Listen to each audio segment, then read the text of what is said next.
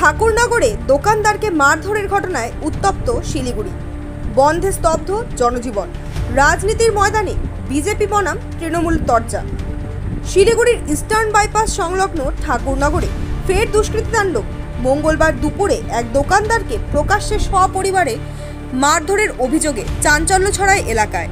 অভিযোগ, একদল যুবকের অশালীন আচরণের প্রতিবাদ করায় ওই দোকানদারকে বেধড়ক মারধর করা হয়, যা দেখে আতঙ্কে ভেঙে পড়ে তার পরিবার।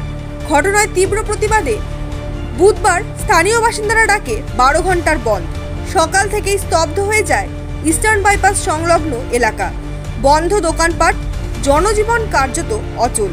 ক্ষুব্ধ জনতা পথ অবরোধ করেন, চলে বিক্ষোভ, কয়েকটি দোকানে চলে ভাঙচুর। দাবি ওঠে অভিযুক্তদের কঠোর শাস্তি ও এলাকার সাধারণ মানুষের নিরাপত্তা নিশ্চিত করতে হবে। ঘটনাস্থলে পৌঁছায় নিউ জলপাইগুড়ি থানার বিশাল পুলিশ বাহিনী।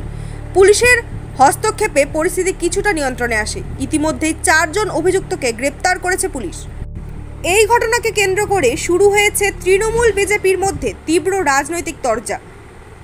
বৃহস্পতিবার শিলিগুড়ি জার্নালিস্ট ক্লাবের সাংবাদিক সম্মেলন করে বিজেপি বিধায়ক তথা বিধানসভার চিফ হুইপ শঙ্কর ঘোষ দাবি করেন, যারা এই হামলায় জড়িত তারা তৃণমূলের কর্মী। একাধিকবার তাদের গৌতম দেবের সঙ্গে দেখা গেছে, আমি প্রমাণসহ ছবি দিচ্ছি। এই মন্তব্যের তীব্র বিরোধিতা করে শিলিগুড়ির মেয়র গৌতম দেব বলেন, ওই বিধায়ক শুধুই মিথ্যা কথা বলেন। তিনি নিজের বিধানসভা এলাকায় যান না, মিথ্যাচার ছাড়া কিছুই করেন না। বিজেপি আশ্রিত দুষ্কৃতীরাই এসব করে এলাকাকে অশান্ত করছে।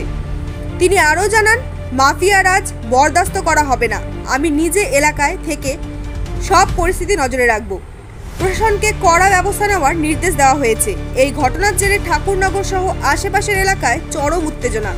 সাধারণ মানুষের মধ্যে নিরাপত্তা নিয়ে প্রশ্ন উঠেছে বারবার। রাজনৈতিক তরজার মাঝখানে প্রশাসনের ভূমিকাও তদন্তের আওতায় এসেছে। কথা অপপ্রচার, আমি শঙ্কর ঘোষের কথার উত্তর দিতে ঘৃণা বোধ করি। I just hate that boy. 4 বছর আমি ডাকগ্রাম ফুলবাড়িতেই ঢুকিনি। আর গৌতম দেব শিলিগুড়িতে গুন্ডা মাফিয়াদের দিয়ে রাজনীতি করে না, 4 বার মরতে মরতে বেঁচে গেছে।